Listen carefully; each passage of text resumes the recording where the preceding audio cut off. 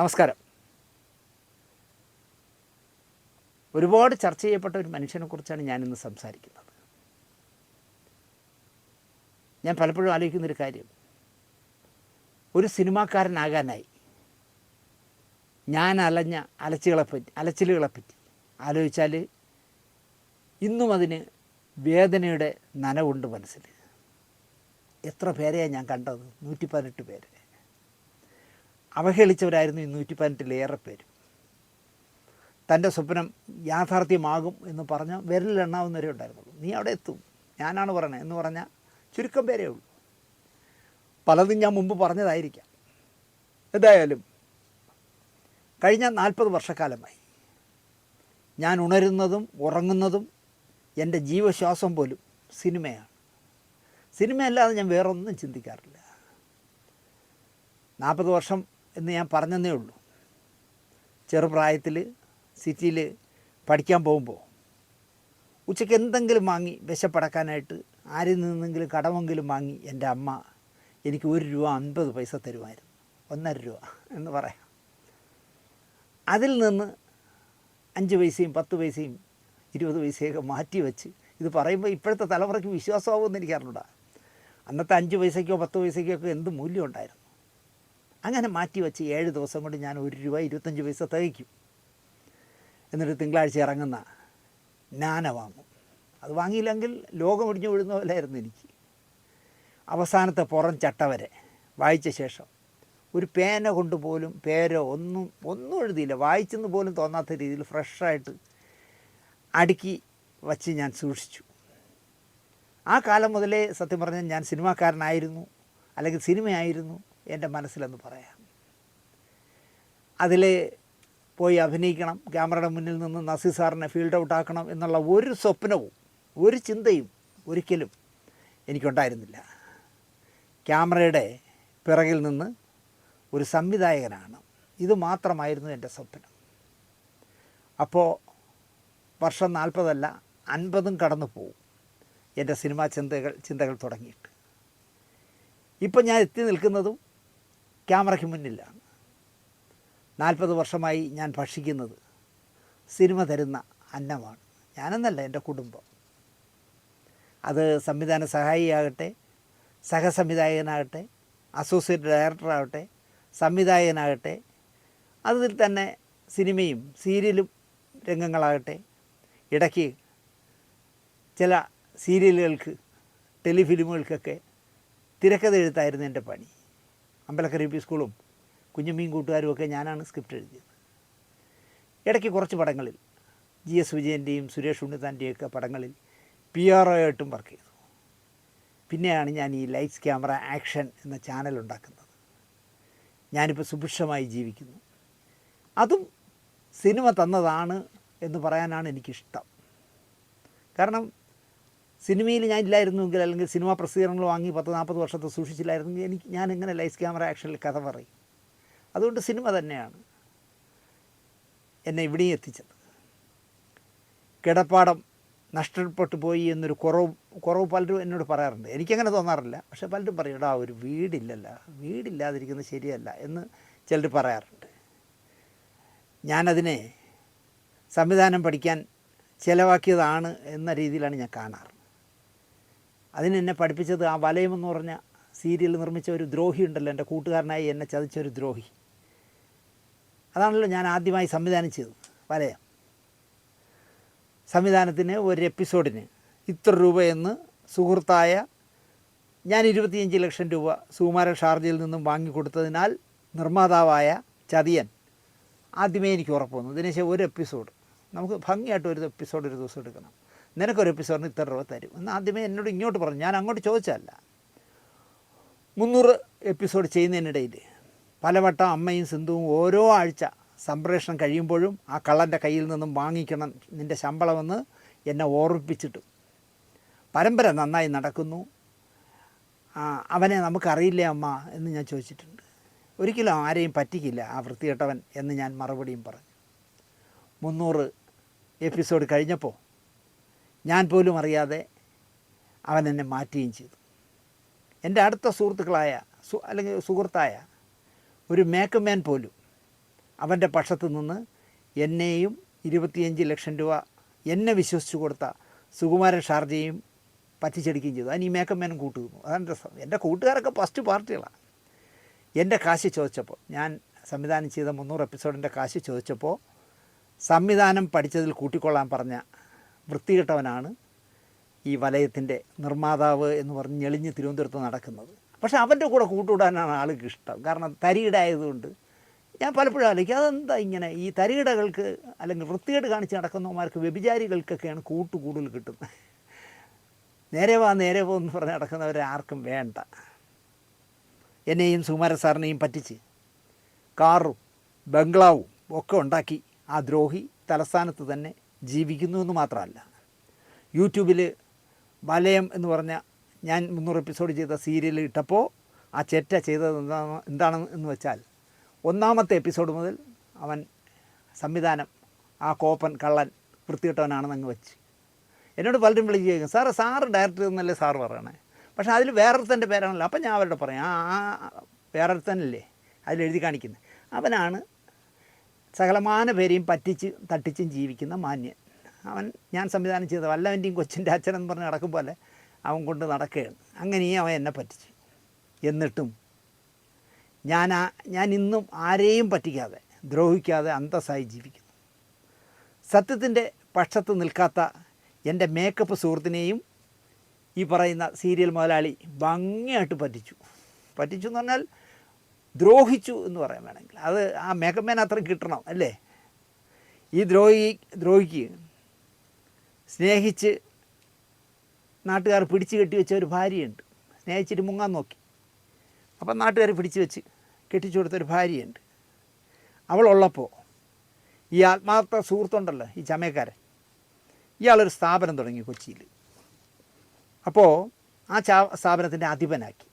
നമ്മളെ കൂടെ നടക്കുന്നവനാണ്, പക്ഷേ കൂറപ്പുറത്ത് ചോറിങ്ങും അങ്ങും എന്ന് പറയും പോലെ സ്ഥാപനം എറണാകുളത്ത് തുടങ്ങി. യവനെ അതിൻ്റെ അധിപനാക്കി. യവൻ അവിടെ വിട്ടു പോകാതിരിക്കാൻ എറണാകുളത്തൊരു വീട് വാടകയ്ക്ക് എടുത്തു കൊടുത്തു, ഒറ്റയ്ക്ക് താമസിക്കാൻ. അതും ബോറടിക്കും എന്ന് തോന്നിയതുകൊണ്ട് ഒരു സെറ്റപ്പും കൂടെ ശരിയായി കൊടുത്തു അവിടെ. നല്ല കൂട്ടുകാരല്ലേ, ആലോചിച്ച് നോക്കിയേ. കൂട്ടുകാരനെ സ്നേഹിക്കുന്ന, വിശ്വസിക്കുന്ന ഈ പറഞ്ഞ ദ്രോഹിയുടെ ഭാര്യ തിരുവനന്തപുരത്ത് ഒറ്റയ്ക്ക് ഉള്ളപ്പോൾ എറണാകുളത്ത് ആഴ്ചയിൽ 5 ദിവസം 6 ദിവസം, ശനിയാഴ്ച വെയിറ്റിങ് പോരും, ഞായറാഴ്ച തിരിച്ചില്ല. അപ്പോൾ 6 ദിവസം അവിടെ പുറത്തേക്ക് ഒരാളെ ഒരു സെറ്റപ്പിനെ ശരിയായി കൊടുത്തു. ഇവ എൻ്റെ എന്തെങ്കിലും കയറി ഉടക്കിയാൽ ഞാൻ അതിൻ്റെ മൊത്തം കഥ പറയാം. ഇവർ 2 പേരിലാരെങ്കിലും, ഈ എൻ്റെ സുഹൃത്തായ മേക്കപ്പ് മാനോ എന്നെ ദ്രോഹിച്ച ഈ നിർമ്മാതാവോ എവിടെയെങ്കിലും വെച്ച് എന്നോട് എന്തെങ്കിലും പറയാൻ വന്നാൽ ഞാൻ മുഴുവൻ കഥ വിശദമായിട്ട് പറയും. ഇപ്പോൾ ഇത്രേ പറയുന്നുള്ളൂ. അപ്പോൾ സ്ഥാപനത്തിൻ്റെ അധിപൻ മാത്രമല്ല, അവൻ വിട്ടു പോകാതിരിക്കാൻ വേണ്ടി അവനൊരു വീടൊക്കെ എടുത്തു കൊടുത്ത് ഒരു സെറ്റപ്പിനെയും അവിടെ ശരിയായി കൊടുത്തു. എന്നിട്ടും അവനെയും പറ്റിച്ചു. ഈ ബോറൻ ക്രിമിനൽ എന്ന് പറയാം, അവനെയും പറ്റിച്ചു. ഞാൻ അവനെ എറണാകുളത്തിട്ട് തട്ടുമെന്ന് എന്നെ ഒരിക്കൽ തിരിച്ചറിഞ്ഞ ഈ സുഹൃത്ത് എന്നോട് പറഞ്ഞു. ഈ മേക്കപ്പ് സുഹൃത്ത് എന്നോട് പറയാണ്, എടാ ഞാൻ അവനെ CIT-കാരെ കൊണ്ട്, എനിക്ക് ഒരുപാട് സുഹൃത്തുക്കളുണ്ട്, പാർട്ടി സുഹൃത്തുക്കൾ, അവന്മാരെ കൊണ്ട് ഞാനങ്ങ് തട്ടും എന്ന് പറഞ്ഞു. അപ്പോൾ ഞാൻ പറഞ്ഞു, നീ തട്ട്, നിൻ്റെ ഉമ്മയ്ക്കും നിൻ്റെ കെട്ടിയോൾക്കും നിൻ്റെ കാൽഡസം പിള്ളേർക്കും തന്തയില്ലാതാവും എന്നല്ലാതെ അവൻ എന്താ ലാഭം അതിൽ? മറ്റവൻ പ്രേമിച്ച് കെട്ടിക്കൊണ്ടുവന്ന ഒരു പാവമുണ്ടല്ലോ, പാവമൊന്നുമല്ല, അവൾ എന്നെ പറഞ്ഞ് എന്തെല്ലാം പറഞ്ഞിട്ടുണ്ടെന്ന് പറയാം എൻ്റെ വീട്ടുകാരോട്, സിന്ധുവിനോടും അമ്മയോടൊക്കെ പൈസ ചോദിച്ചതിന്. അവൾ അനാഥയാവും എന്ന് ഞാൻ മറുപടി പറഞ്ഞു. അതുകൊണ്ടായിരിക്കാം അവൻ ആ ഉദ്യമത്തിൽ നിന്ന് പിൻവാങ്ങി, കൊല്ലാൻ പോയില്ല, പൈസ കൊടുത്ത് ഒതുക്കി. പറ്റിച്ചവൻ ജീവിക്കട്ടെ എന്നാണ് അപ്പോഴും ഞാൻ ചിന്തിക്കാറ്. പറ്റിച്ചിട്ട് ഞാൻ എന്ത് നേടിയെന്ന് ഒരു നാൾ വടിയാകും മുൻപെങ്കിലും അവ ചിന്തിക്കും.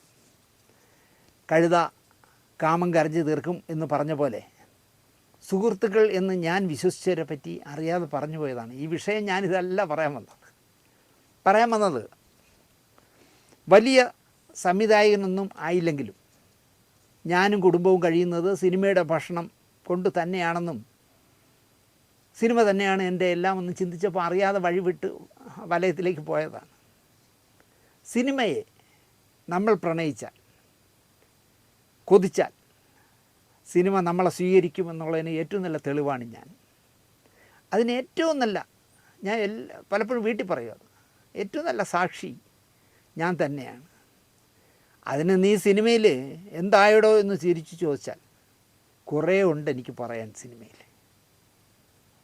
ഞാൻ പരിചയപ്പെട്ട മധുസാറും ശാരദാമ്മയും മുതൽ ഇപ്പോൾ ബേസിൽ ജോസഫും വിഷ്ണു ഉണ്ണികൃഷ്ണനും വരെയുള്ള മിടുമിടുക്കരായ കുറേ പേരുമായിട്ട് എനിക്ക് നല്ല ബന്ധമുണ്ട്. വേണമെങ്കിൽ ഇടയ്ക്കൊരു കാര്യം പറയാം. JC ഡാനിയൽ അവാർഡ് കിട്ടിയപ്പോൾ ശാരദാമ്മ എന്നെ വിളിച്ചു. കുറേ നേരം സംസാരിച്ചു. 25-ാം തീയതി അവാർഡ് വാങ്ങാൻ വരുമ്പോൾ ഞാൻ കനകക്കുന്നിൽ നിശാഗന്ധിയിൽ വെച്ച് നേരിട്ട് ശാരദാമ്മയെ കാണാമെന്നും പറഞ്ഞു. സിന്ധുവിനെയും കൊണ്ട് ചെല്ലാമെന്നും പറഞ്ഞു. എന്തൊരു സന്തോഷം എന്ന് പറയാം അവർക്ക്. ഞാൻ അവരെക്കുറിച്ച് ഈ അടുത്ത കാലത്ത് ചെയ്ത എപ്പിസോഡ് ഒരാൾ അയച്ചു കൊടുത്തെന്ന്. അത് കണ്ട സന്തോഷത്തിൽ, ദിനേശ് ഞാൻ നിനക്ക് ബിയർ വാങ്ങി തന്നത് അല്ല എന്താ വൈൻ വാങ്ങി തന്നത് പോലും ദിനേശ് ഓർത്ത് വെച്ചിരിക്കുന്നു. ഞാൻ പറഞ്ഞാൽ ദിനേശ് അതിൽ ആൽക്കഹോളില്ല, ഇത് പള്ളിയിൽ കൊടുക്കുന്ന പോലത്തെ വൈനാണ്. കഴിച്ചാൽ നല്ല ശരീരത്തിന് രക്തശുദ്ധി കിട്ടും, മുഖത്തിനൊക്കെ നല്ല ചാമിങ് വരും എന്നുള്ള, അല്ലാതെ ലഹരി ഇല്ല കേട്ടോ. ഞാൻ എനിക്ക് അതൊന്നും അറിയണം അമ്മ, ഞാൻ കരുതി വൈനെന്ന് പറഞ്ഞാൽ മദ്യം എന്ന് വിചാരിച്ചെന്ന് ഞാൻ മറുപടി പറഞ്ഞു. എന്തൊരു സന്തോഷം എന്ന് പറയുക ഈ JC ഡാനിയൽ അവാർഡ് കിട്ടിയപ്പോൾ. അപ്പോൾ ഞാൻ പറഞ്ഞത് മധുസാറും ശാരദാമ്മയും മുതൽ ബേസിലും വിഷ്ണു ഉണ്ണികൃഷ്ണനും വരെ എനിക്ക് പരിചയപ്പെടാൻ പറ്റി. Adoor Gopalakrishna sir, Shaji Karun sir, TV ചന്ദ്രൻ ചേട്ടൻ, PA Backer, KR Mohan, Len Rajendran, Shyamaprasad, Priyadarshan, K മധു, ചക്കരുമ്മ സാജൻ തുടങ്ങി ജോഷി സാറ് വരെയുള്ള എത്രയോ പ്രഗത്ഭരായ സംവിധായകർ, നാദിർ ഷായും അരുൺ അരവിന്ദൻ വരെയുള്ള, അരുൺ അരവിന്ദനാണ് അതിരടി എന്ന് പറഞ്ഞ പടത്തിൻ്റെ സംവിധായകൻ, വരെയുള്ള അരുൺ അരവിന്ദൻ വരെയുള്ള സിനിമാക്കാർ, ഗുഡ് നൈറ്റ് മോഹനെ പോലുള്ള, മാക് അലിയെ പോലുള്ള വലിയ വലിയ, അല്ലെങ്കിൽ മാജിക് മഷ്റൂമിൻ്റെ നിർമ്മാതാവ് അഷ്റഫ് പിലാക്കൽ എന്ന് പറഞ്ഞ നിർമ്മാതാവ് വരെ എത്രയോ പേര് എൻ്റെ സൗഹൃദ പട്ടികയിലുണ്ട്. MD സാറിൻ്റെയും ശ്രീനിവാസൻ്റെയും ജോൺ പോളിൻ്റെയും കലു ഡെന്നിസിൻ്റെയും ഒക്കെ, രഘുനാഥ് പലേരിയുടെയും ഒക്കെ സ്ക്രിപ്റ്റിൽ എനിക്ക് വർക്ക് ചെയ്യാൻ പറ്റി. ഇതൊക്കെ തന്നെ ധാരാളമാണ്. സിനിമയെ ബഹുമാനിച്ചാൽ, സ്നേഹിച്ചാൽ സിനിമ നമ്മളെ ചതിക്കില്ല എന്നുള്ളതിന് ഉത്തമ ഉദാഹരണമായി ഞാൻ ഇതൊക്കെയാണ് പറയാറ്. അങ്ങനെ ഒരാളായിരുന്നു ശാർക്കര മൈതാനത്ത് കളിച്ച് നടന്ന ഒരു പയ്യൻ. ശാർക്കര മൈതാനത്ത് കളിച്ച് നടന്ന ഒരു പയ്യൻ എന്ന് പറഞ്ഞാൽ പെട്ടെന്ന് നമ്മൾ പ്രേം നസീർ എന്ന് പറയും, അല്ല. ഒരു കാലത്തെ നല്ല സിനിമയുടെ വക്താവായി മാറിയ കഥയും MD പോലൊരു എഴുത്തുകാരനെ തിരക്കഥാകൃത്താക്കി മാറ്റിയ ദീർഘദർശിയുമായിരുന്നു ഈ പയ്യൻ.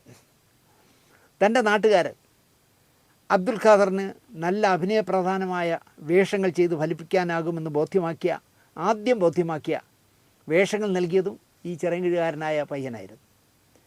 മലയാള സിനിമയുടെ ഒട്ടുമുക്കാൽ പേരും സ്നേഹപൂർവ്വം വിളിക്കുന്ന പരമോണ്ണ എന്ന് വിളിക്കുന്ന, അല്ലെങ്കിൽ പരമോണ്ണനായി മാറിയ ശോഭന പരമേശ്വരൻ നായർ എന്ന് പറഞ്ഞാൽ അതാര് എന്ന് ചിന്തിക്കുമെങ്കിൽ എന്താ പറയുക, ഇന്നും ഓർമ്മിക്കപ്പെടുന്ന മനുഷ്യൻ്റെ കഥയും ഞാൻ പറഞ്ഞ കണക്ക് സിനിമയെ പ്രണയിച്ച മനുഷ്യനെ സിനിമാക്കാരനായി തന്നെ ജീവിക്കാൻ പ്രേരിപ്പിച്ച് മരണം വരെ സിനിമാക്കാരനായി ജീവിക്കാൻ ഇടയാക്കി. തൃശ്ശൂരിൽ ഒരു സ്റ്റുഡിയോ തുടങ്ങിയതാകണം ശോഭന പരമേശ്വരൻ നായരെ സിനിമാക്കാരനായി മാറ്റാൻ പ്രേരകം. ശോഭന സ്റ്റുഡിയോ എന്നായിരുന്നു തൻ്റെ സ്ഥാപനത്തിന് അദ്ദേഹം ഇട്ട പേരെന്ന് ഞാൻ പറയണ്ടല്ലോ. KPS ലളിത ഏത് നാടക ട്രൂപ്പിലാണ് അഭിനയിച്ചതെന്ന് ചോദിച്ചതുപോലെ ആകരുത്. അതുപോലെ ലോപിച്ച് സ്റ്റുഡിയോ ഉടമയുടെ പേരായി മാറി ശോഭന പരമേശ്വരൻ നായർ എന്ന് മാറിയത് ചരിത്രമാണ്. പ്രേം നസീറിൻ്റെയും G ദേവരാജൻ്റെയും സഹപാഠിയായതും സിനിമയെ ശ്രദ്ധിക്കാൻ പ്രേരകമായിരിക്കാം. ക്രമേണ ശോഭന സ്റ്റുഡിയോ സിനിമാ, സാഹിത്യ, രാഷ്ട്രീയക്കാരുടെ താവളമായി മാറ്റപ്പെട്ടു. തൃശ്ശൂരിൽ കോഴിക്കോട്ട് നിന്നും റോയൽറ്റി വാങ്ങാൻ വരുന്ന, കറണ്ട് ബുക്സിലൊക്കെ വരുന്ന വക്കം മുഹമ്മദ് ബഷീറിൻ്റെയും സിനിമാക്കാരനാകാൻ സ്വപ്നം കണ്ട് നടന്ന രാമു കാര്യട്ടിൻ്റെയും P ഭാസ്കറിൻ്റെയും ഒക്കെ മേൽവിലാസമായി മാറിയ ഒരു കാലത്ത് ശോഭന സ്റ്റുഡിയോ. ആ ബന്ധം രാമു കാര്യട്ട് സംവിധായകനായ നീലക്കുയിലിൻ്റെ സ്റ്റിൽ ഫോട്ടോഗ്രാഫർ ആകാൻ ശോഭന പരമേശ്വരൻ നായർ പ്രേരകമായി.